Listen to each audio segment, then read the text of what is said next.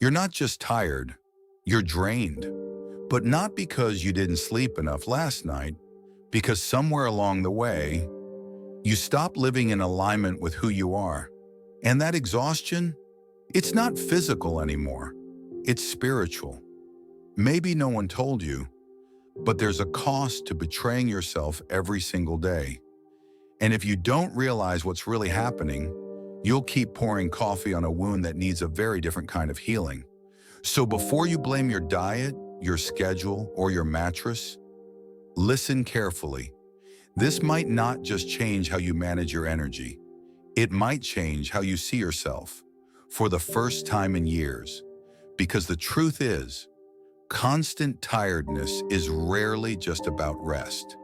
It's about residue, the emotional residue of becoming who you thought you had to be, while slowly silencing who you really are. The tiredness comes from the mask you put on every day, from the roles you play, the boundaries you let blur, and the voice inside you that keeps whispering, "This isn't it. This isn't me." You might not even realize it, but there are patterns, loops that are draining your spirit. And once you see them, really see them, you can finally break free. Here are 5 quiet ways you might be betraying your energy and what to do instead. 1. You perform. Instead of express it, start small, almost invisible. You're at dinner with friends. The conversation shifts to something personal, maybe politics, parenting, or what success really means. You feel something rise in your chest, your actual opinion, a quiet truth, something real. But instead of speaking it, you smile, you nod, you say something safe, something you know will land well. And then the laugh track rolls. Everyone approves, and you shrink just a little. You didn't lie, not exactly, but you didn't tell the truth either. And that's where the exhaustion begins, in those tiny daily betrayals of your own voice. This is what performing looks like. You walk into a room and immediately shift. You monitor expressions. You read the energy. You bend and edit and adjust, all before you even speak. You've become a master of tone, of timing, of keeping the peace. And everyone thinks you're so easygoing, but they have no idea how much you're holding back just to be likable. The fatigue of that, it's not just mental, it's soul deep. Because every time you perform instead of express, you send this subtle message to your nervous system. My truth is too much. I am only safe when I am edited. No wonder you're tired. You've turned self-abandonment into a social skill. But here's the deeper truth. Performing is not connection. It's self-erasure dressed as harmony. And listen, this isn't about becoming blunt or loud or confrontational. This is about becoming honest. It's about letting your nervous system experience the safety of showing up without the mask. Because expression, real grounded expression, it's not aggressive, it's alive. It's when you say something and feel your body exhale. You didn't calculate it, you didn't script it, you just showed up. And that's where energy returns. Not from caffeine, not from sleeping 12 hours, but from integrity. Here's a mantra to try the next time you feel yourself slipping into performance mode. I wasn't born to be agreeable. I was born to be authentic. Say it quietly in your head before you speak. Let it root you back into your body. Let it remind you that being liked is nice, but being real is liberating. And if you're wondering where to start, it's this. Start by disappointing the right people. The ones who only love your performance were never loving you anyway. And maybe right now, you're feeling that ache. The recognition that you've been editing yourself for so long, you're not even sure what's real anymore. That's okay. It's not too late. In fact, this moment, this exact moment, Might be the first time in a long time that you're hearing your own voice beneath all the noise. If this is resonating, if something in you is nodding quietly and saying, yes, this is me, then hit subscribe. Not for me, but for the you that's ready to stop auditioning, for the you that's ready to start remembering. Let's keep going. 2. You confuse rest with numbing. It's been a long day. You finally get a moment to yourself. You sit down, maybe flop onto the couch, and reach for something comforting. Your phone, a remote, a snack, maybe a glass of wine. You scroll, you click, you munch. Your body is still, but your mind? Still buzzing, still consuming, still running. 2 hours later, you're more tired than before, and somewhere deep down you're thinking, why am I never actually recharged? Here's the uncomfortable truth. You're not resting, you're numbing. See, real rest, the kind that actually nourishes you, isn't just about stillness. It's about presence. And most of what we call relaxing today is really just escaping. We've confused zoning out with healing, but healing doesn't happen when you're checked out. It happens when you check back in. There's nothing inherently wrong with scrolling or Netflix or takeout. But the question is, why are you doing it? Because when you're truly exhausted and you're reaching for stimulation, what you're really saying is, I don't know how to be with myself when I'm empty. That's not laziness. That's emotional survival. We numb to avoid the feelings we don't want to face, the guilt of not doing enough, the sadness that no one's checking in on you, the resentment you're afraid to admit, the boredom that feels like failure. So we binge, we scroll, we disappear for a while, and we call it rest because the alternative feels too loud. But numbing is a false refuge. It gives you a pause, but never a refill. Real rest asks something different. It doesn't just want you to stop. It wants you to come home to yourself. Try this. Next time you feel that urge to unwind, ask, what would restore me right now? Not distract me, not sedate me, restore me. Maybe it's laying down with your hand over your heart, breathing slowly. Maybe it's a walk with no headphones. Maybe it's writing down what you're actually feeling, not for a post, not for anyone else, but for you. And here's the shift. You don't rest to be more productive. You rest because you are a human being, not a machine. Because the real you doesn't thrive on avoidance. The real you thrives on connection with your body, your breath, your truth. So no, you're not broken because you're tired all the time. You're just overdue for real, honest, unapologetic rest. Not escape, but return. 3. You say yes when you mean. Maybe it starts in the moment between the message and your reply. Hey, quick favor? You free to help with this thing? Can I call you real quick? And before you even finish reading, your fingers are already typing, sure. But your stomach, it tightens. Your jaw, it clenches just a bit. And your energy, gone. This is the slow burn of people-pleasing, not the loud, obvious kind, but the quiet self-betrayal that happens in tiny micro-moments. Moments where your nervous system screams no, but your conditioning whispers, just say yes. It's easier. It's not that you don't want to help. It's not that you don't care. It's that you've learned, somewhere along the way, that saying yes is the fastest way to feel safe. Because who are you if you're not useful? Who are you if you say no and they pull away? Who are you if someone thinks you're selfish, difficult, distant? Saying yes gives you a hit of validation, but saying yes when you mean maybe robs you of something far more precious, your energy, your clarity, your self-respect. Let's call this what it is, a boundary issue, but not in the tough love, draw a line in the sand kind of way. This is more subtle, more internal.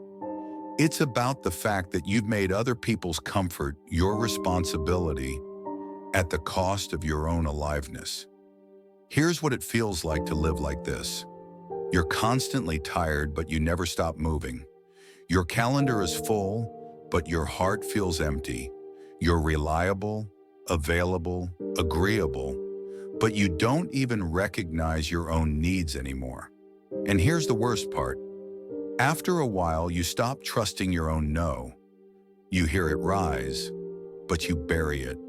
You get so used to overriding yourself that even rest feels guilty. So what do? You pause. That's it. That's the shift. Just pause. Create space between the ask and your answer. Try this simple sentence. Let me check and get back to you. That's it. No guilt, no over-explaining. Just space to breathe, space to feel, space to ask yourself, do I actually want to do this? Because every yes you give out of guilt becomes a silent no to yourself. This isn't about becoming unavailable. It's about becoming intentional, because your energy is a currency and every yes is a transaction. The question is, are you investing or just bleeding out slowly? 4. You mistake high achievement for high alignment. You're productive. You get things done. People admire your work ethic, your drive, your reliability. Your calendar is full. Your inbox is never empty. You're the one people count on, and they say it like it's a compliment. But at night, when the emails are answered, when the lights are off, when there's finally no one watching, you feel it, the hollowness. You lie in bed wondering, why does success still feel so empty? Here's why. Because achievement doesn't always mean alignment. You can build a life that looks perfect from the outside and still feel like a stranger living inside it. You can climb a ladder for years and one day realize it was leaning against the wrong wall. That's the trap of performance-driven living. You became so good at doing, you forgot how to be. You hit the goals, you checked the boxes, but you never stopped to ask, whose finish line am I crossing? This kind of exhaustion doesn't come from laziness. It comes from living out of sync with your core. It's the weight of chasing outcomes that don't feed you. It's the tension of being praised for a version of you that isn't actually you. But here's the thing. The world doesn't reward authenticity. It rewards results. And that's why this is so dangerous. Because you can be externally successful while slowly becoming internally bankrupt. Let that land for a second. You're not burned out because you're weak. You're burned out because you've been running on a value system that doesn't reflect who you are anymore. Maybe it never did. Here's the reframe. Success is only real if you recognize the person who achieved it. Try this exercise. Write down one thing you're pursuing right now. A job, a relationship, a side hustle, a lifestyle. Now ask, is this mine? Not, is it impressive? Not, does it make sense on paper? But, does this actually feel like home in my body? If the answer is no, you're not failing. You're awakening. You don't need to burn it all down, but you do need to stop mistaking approval for alignment. Stop mistaking effort for purpose. Stop mistaking a packed schedule for a meaningful life. And here's the uncomfortable, but liberating truth. Just because you're good at something doesn't mean you're meant to be doing it. That's the shift. That's the crack in the illusion. Because the most dangerous form of tired is the kind that looks successful. 5. You ignore your body's first language, fatigue. At some point, you stopped listening, not to the world. You're listening all the time, to emails, to texts, to deadlines, to everyone else's needs. But to yourself, silence. You wake up tired. Your shoulders are heavy before noon. You get that familiar tension in your neck, that pressure in your chest, that sense of being off. But instead of slowing down, you push harder. Because that's what you've been taught to do, right? Power through, suck it up, keep going. Fatigue is weakness. Rest is laziness. If you're tired, you must not be trying hard enough. But here's what no one told you. Fatigue isn't failure. It's feedback. Your body is not trying to sabotage you. It's trying to save you. Every yawn, every ache, every wave of heaviness, it's your nervous system waving a white flag. Not because you're weak, but because you've been at war with your own limits. You see, your body speaks a different language. It doesn't use words. It uses signals. It says, "I'm not okay," in the form of a racing heart. "I'm overwhelmed," in the form of foggy thinking.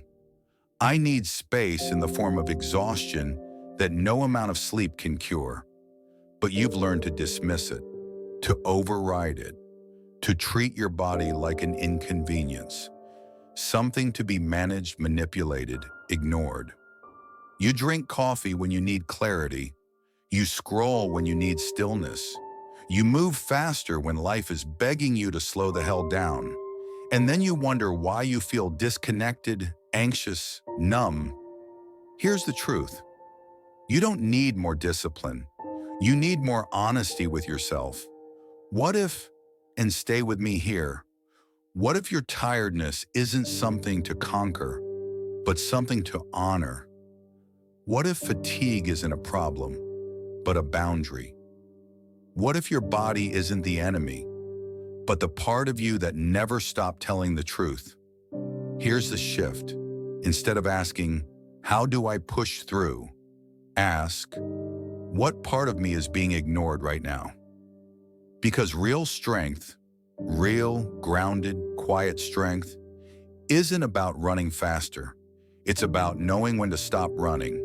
And maybe for you, that moment is now.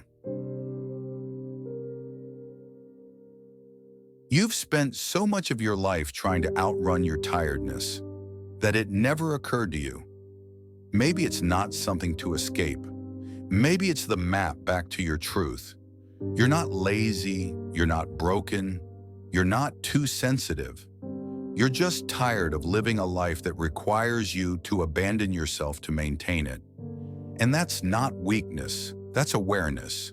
And from awareness comes power. Let it sink in. This tiredness you've been dragging around. It's not just about what you're doing. It's about what you've been carrying. And maybe, just maybe, you're not lazy. You're just finally done performing. Maybe you're not unfocused. You're just uninspired. Maybe you're not broken. You're just waking up to the fact that living against your truth is exhausting. You don't need to flip your life upside down overnight.